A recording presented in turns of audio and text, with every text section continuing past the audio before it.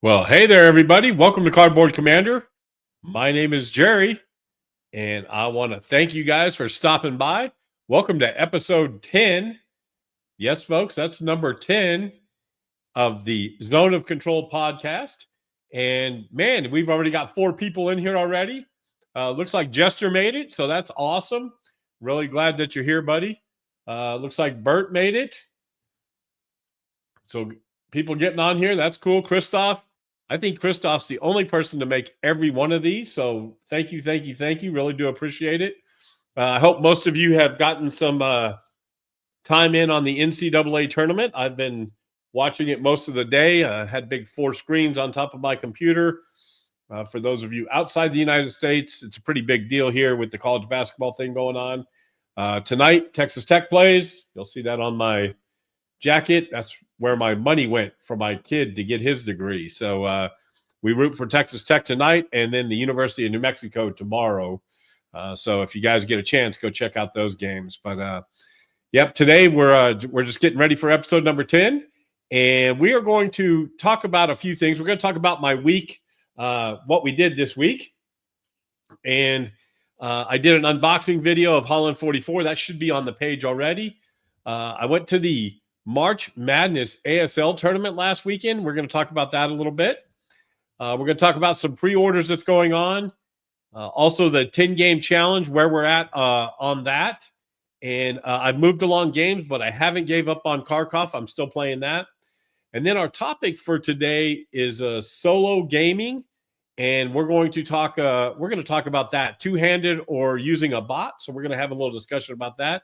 The GMT Monthly update came out today, and there is some very cool things on there. And one of those cool things is Combat Commander Vietnam. That looks really, really cool. So we're going to talk about all that.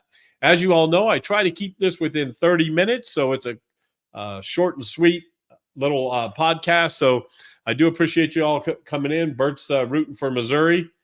I think they got a good chance, buddy. They're gonna be okay.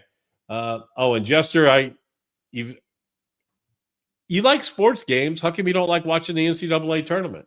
By the way, keep doing the sports games. Those are a lot of fun to watch. I'm actually going to get March Madness on the table, I think, later on sometime today. So, all right. Well, let's go ahead and get rolling here. So the first thing we talk about is the unboxing of Holland 44.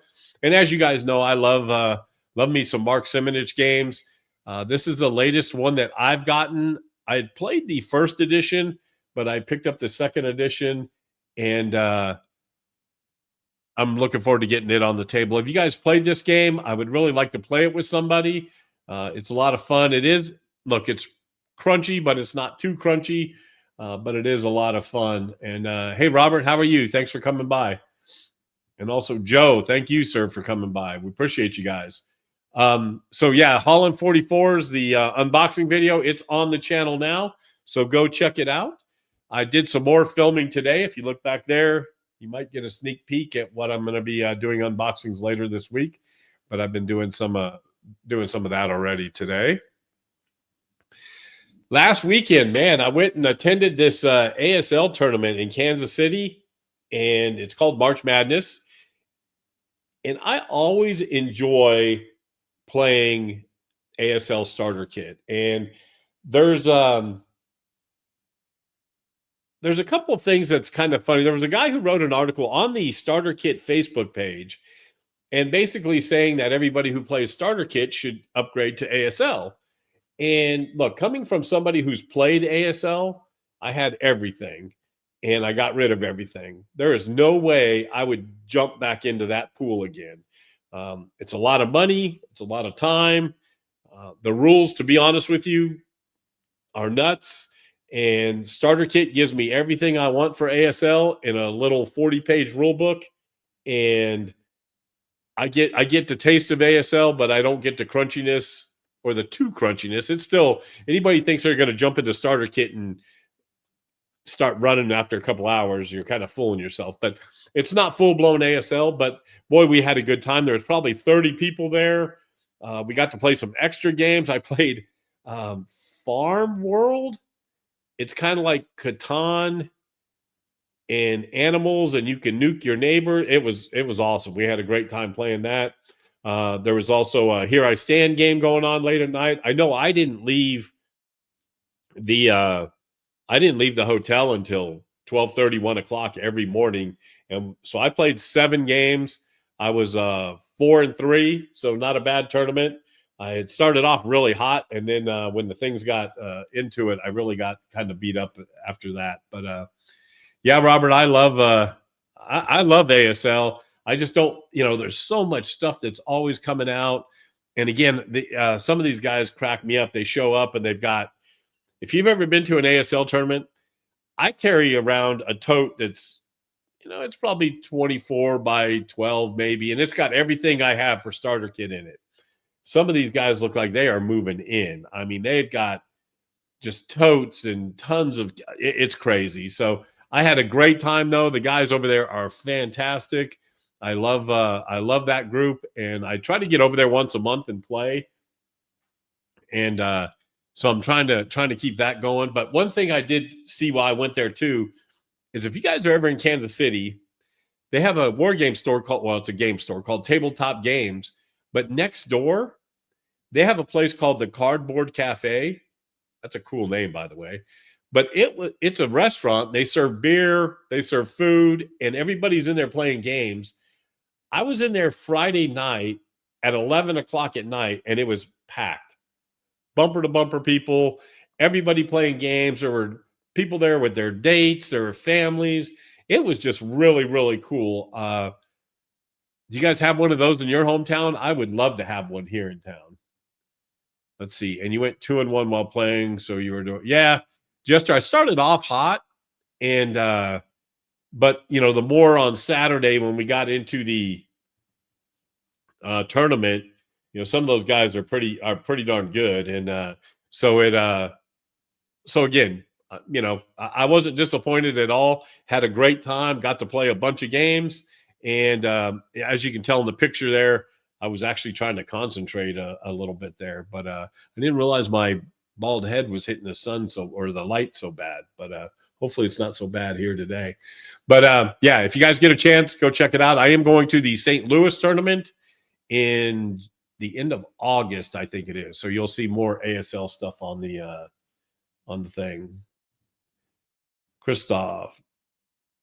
Yeah, so this was mostly Euro games, but there was some guys there playing Twilight Struggle, and I would go play a game there. It was great, and I mean, any place you can go play a game and drink a beer at the same time, that's awesome. Let's see. I guess I clicked on the wrong one there. Independence, Missouri, too. Yeah, I need to check that out, Bert. Hey, you and I need to get together. We're close by. We're not that far away from each other. So it's only about a 2.5-hour drive for me to get up to Kansas City. All right. So like I said, folks, if you get a chance, hey, if you want to play starter kit, shoot me a note. I know Jester and I may play a game of it. But if you guys do want to play a starter kit game, give me a shout. Hey, Christoph, how do you not own a GMT game? That's crazy. And I'm not a GMT fanboy. I mean, I love some of their stuff. Some people just buy everything from them, but they do put out a great product, and it's usually top notch in the way that they do all their, the board pieces and everything is pretty top notch. All right, so now we're going to go ahead and talk about my most recent pre-order. As of Wednesday, you could pre-order A Most Fearful Sacrifice again. I goofed on this one and didn't get it the first time around. I figured I would just buy it. And man, all of a sudden, boom, it was sold out. And so I picked it up. And they're also offering it for Kickstarter with the Pipe Creek expansion. It's not cheap. I think it was like $140. But I'm really looking forward to getting it. And can't wait to get it. I saw it set up for the first time over the weekend.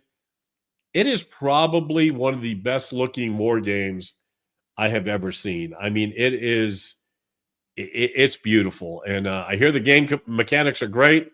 Have you guys played it? Let me know if you've played it or not. So the next game on the War Room Challenge. So first of all, I'm not quitting the Kharkov game. I'm still playing that on my own. Folks, that thing has kicked my butt, and I'm not going to let it kick my butt. I'm going to keep playing it, and I'm going to finish out the game. But I am going to start the next game on my War Room Challenge, and this is the Lamps Are Going Out by Compass Games.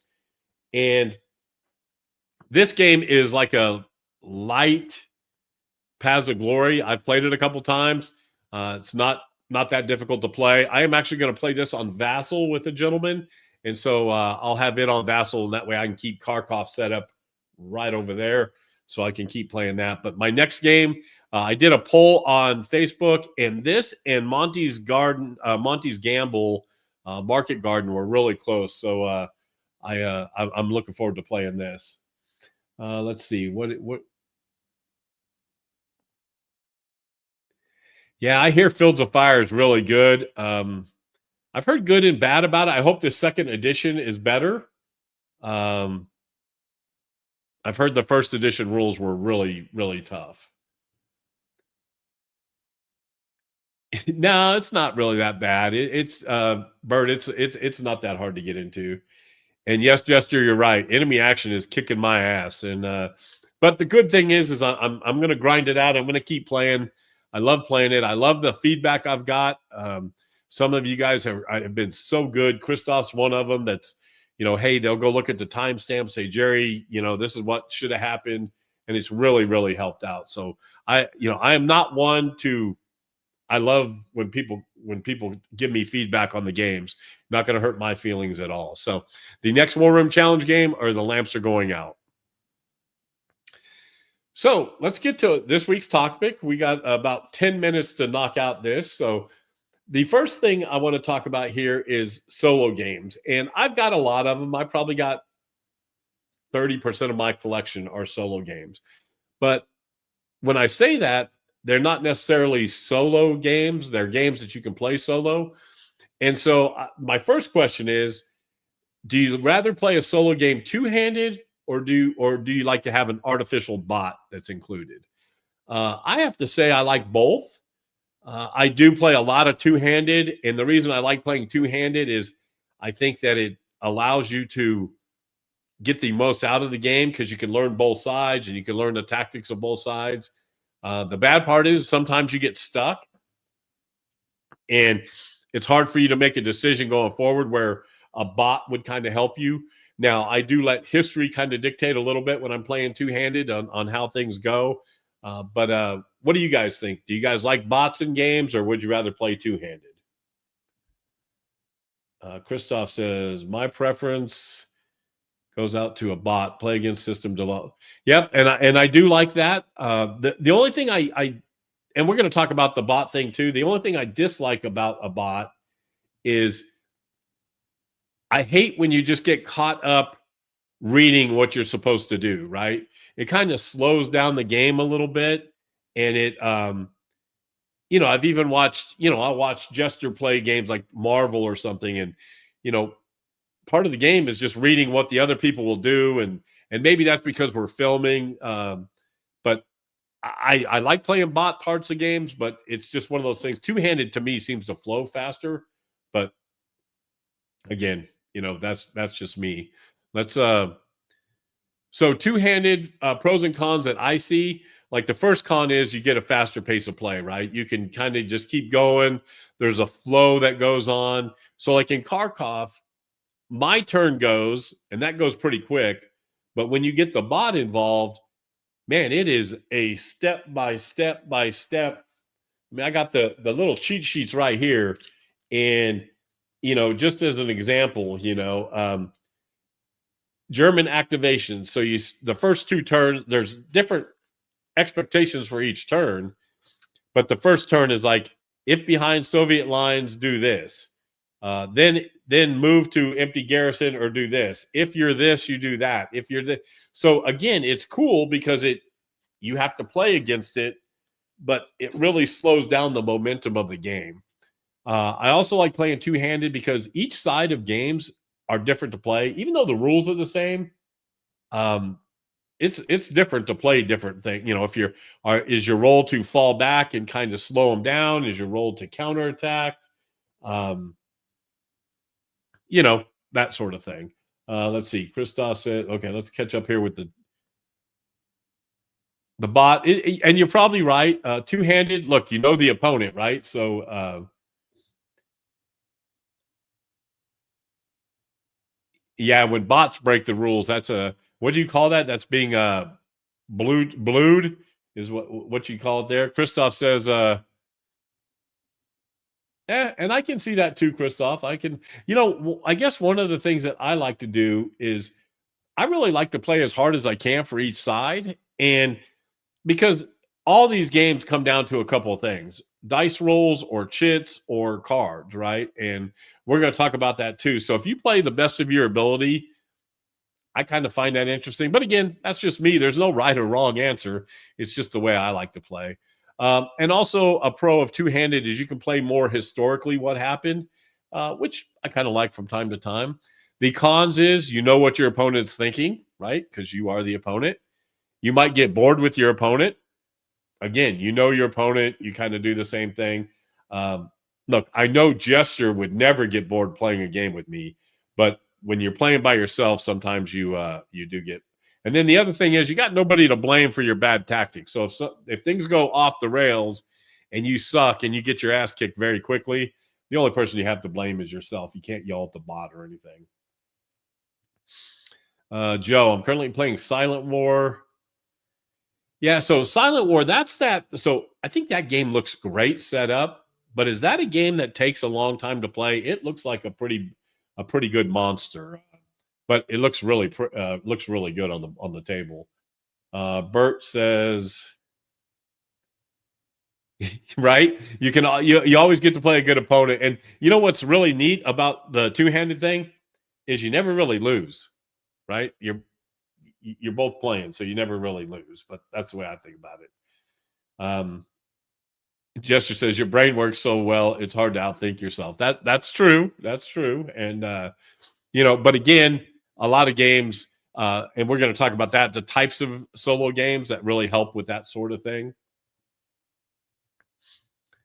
The games are only as good as the bots. And look, I've played some games with great bots, and I've played some games with some not so great bots. I will say Mike Ranella has a great system. When you look at the games,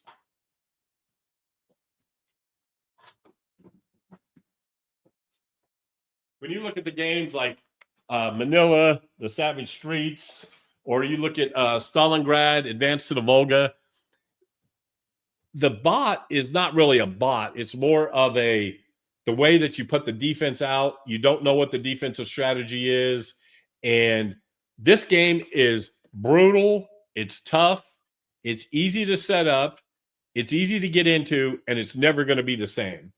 And so I really enjoy that about his games. In fact, he's coming out with a Berlin edition soon, and I'm really looking forward to his games. Now, a lot of people don't like the area type games, and I get that if that's you, but I really like his. Now, some of the games that I find a little, I love the Tide series games, Imperial Tide, Pacific Tide.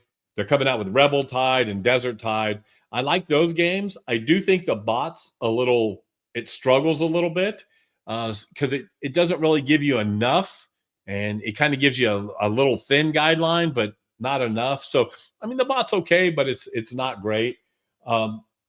Two-handed, I know that, again, hopefully I'm playing by the rules, and I'm hoping that things are competitive and that sort of thing. But, I think it just depends on the bot. I know that the coin games have bots in them.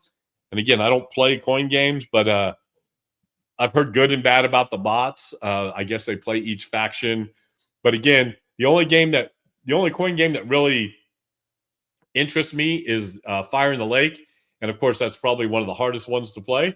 And so, but you never know what's going on there. Let's see. What's this say? Yeah, you're Christoph. It's brutal. Both of them are really, really tough. I've never won Stalingrad. I have won Manila once, but I've never won Stalingrad. And I will say my best solo bot game that I play is Viva la Emperor. And Mr. Lutman makes a great game, and that bot is amazing. It is so good in that game. That's really turned out to be my favorite solo game with a bot, and I really enjoy playing that. So, Joe, you say, oh yeah, that's a little bit of a game. That's a commitment right there.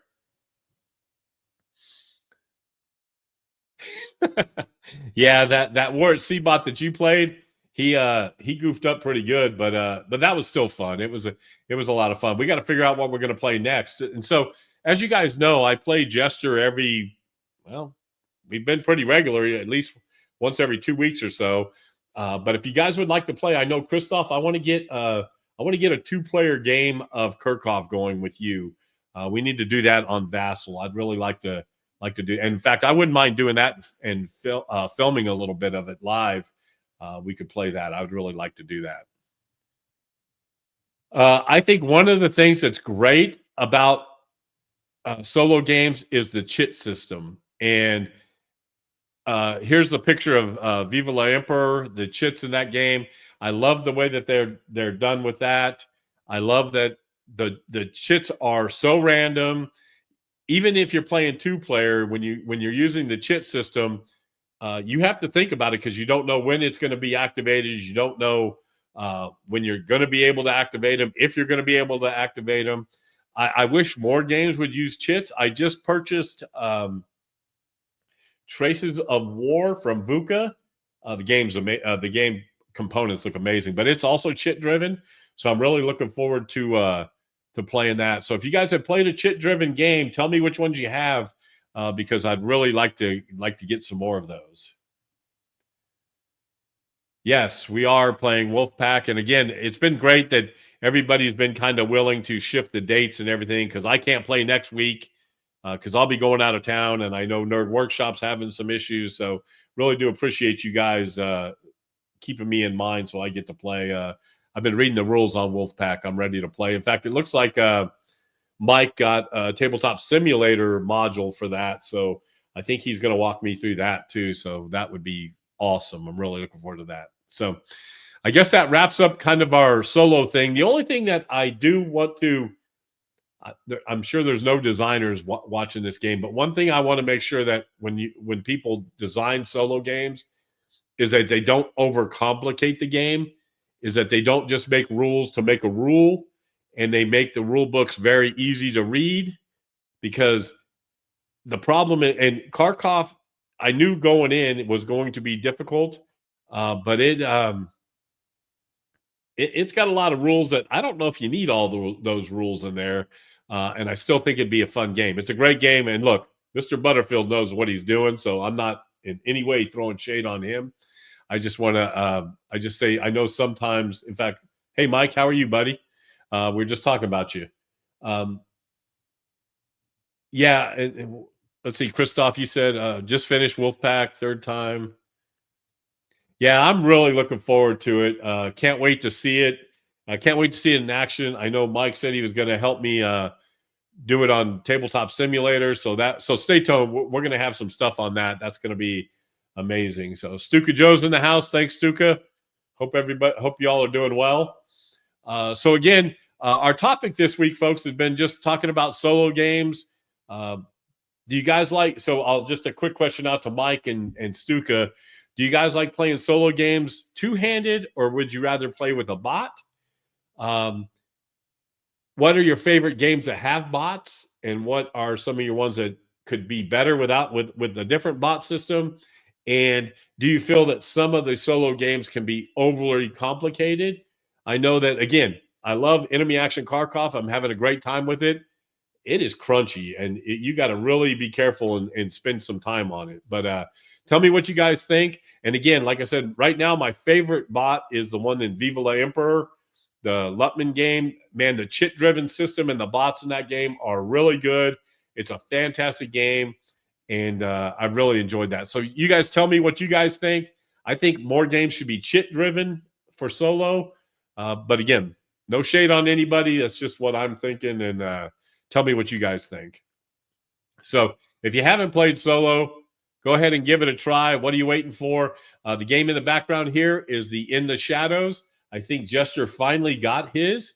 I do know I got my copy. In fact, I did an unboxing of it today, and it'll be on the channel soon. So I'm really looking forward to getting that on the game. But I'm like most of you guys. I'm sure we play a lot of solo, so I'd like to hear your thoughts. Let's see. What's Mike say here?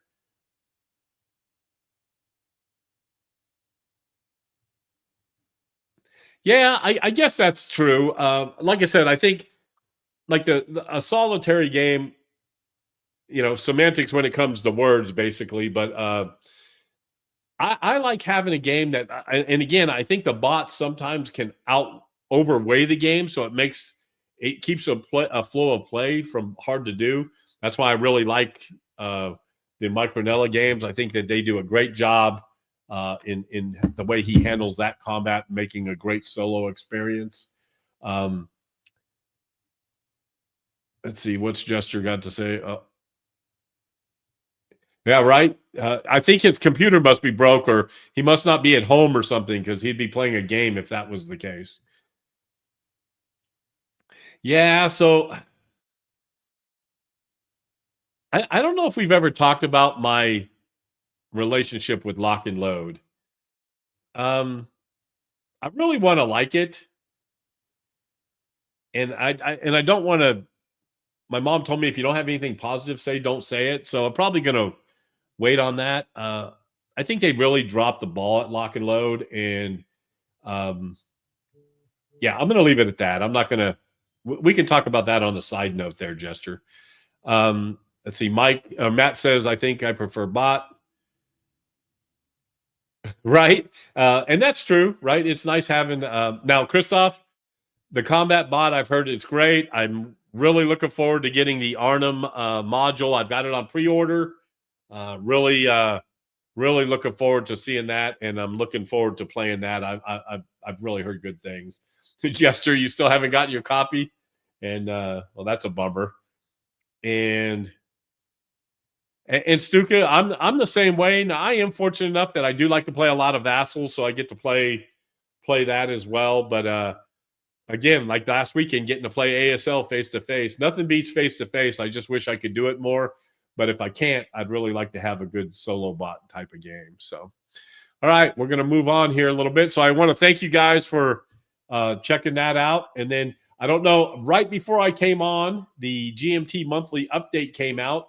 I am not going to go over the update. I just wanted to let you. I mean, it just came out.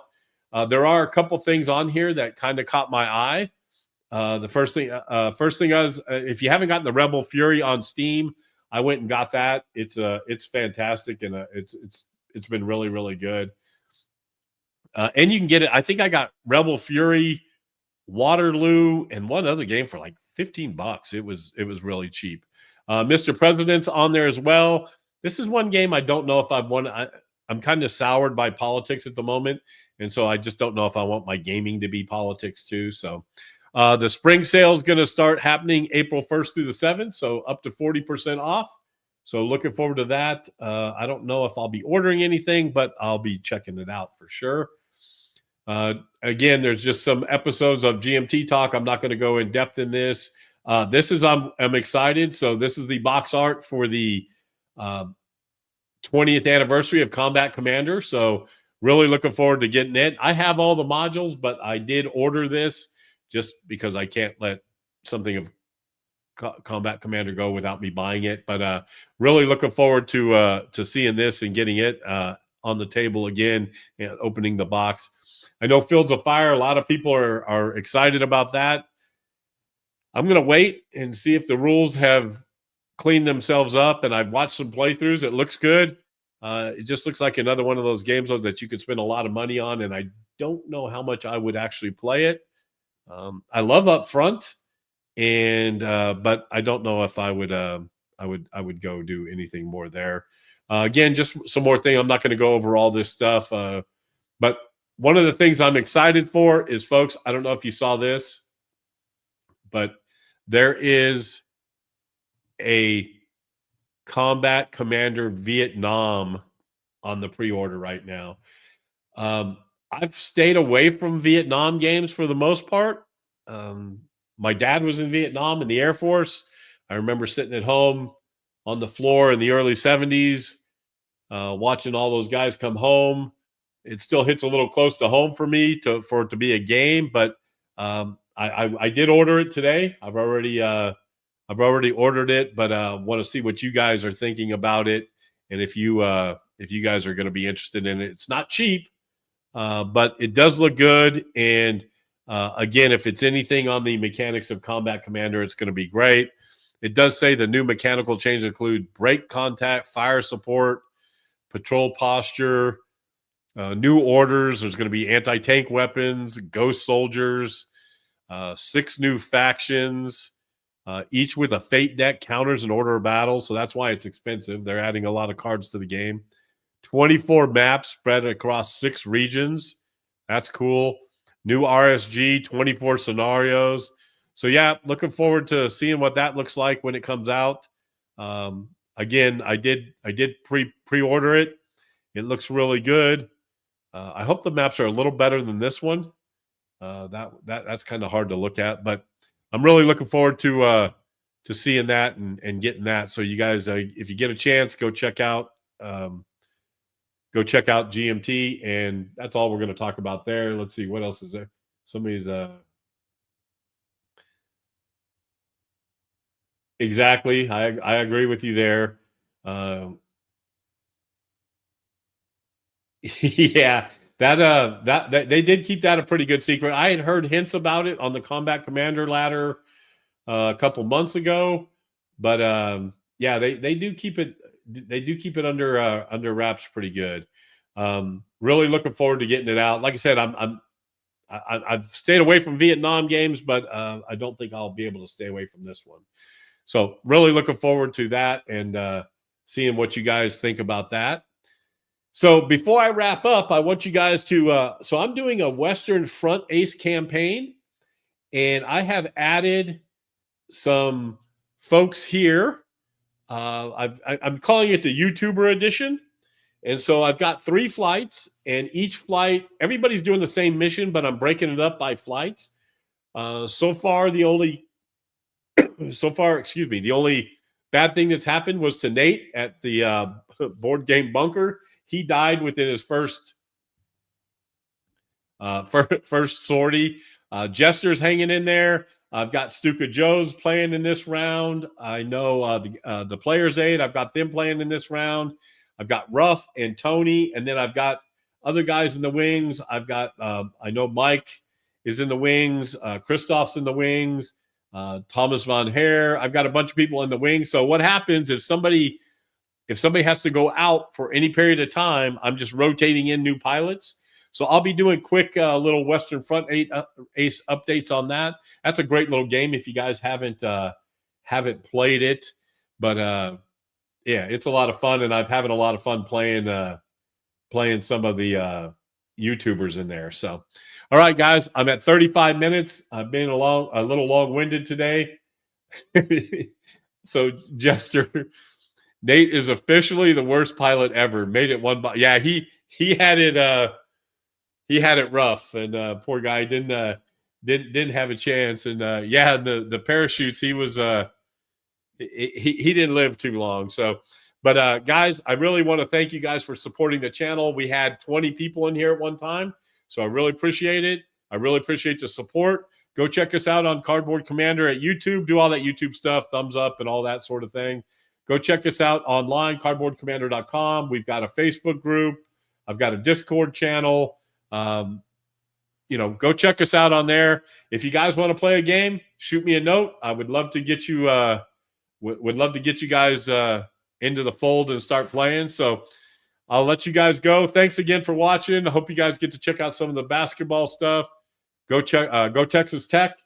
And we will talk to you guys next week. Oh, I will be gone next week, but there'll be a show. I'm recording another one, but I will be with my wonderful wife who is off for spring break. We will be in Savannah, Georgia, enjoying some Southern hospitality. So until next time, everybody, be safe, be kind. Happy wargaming.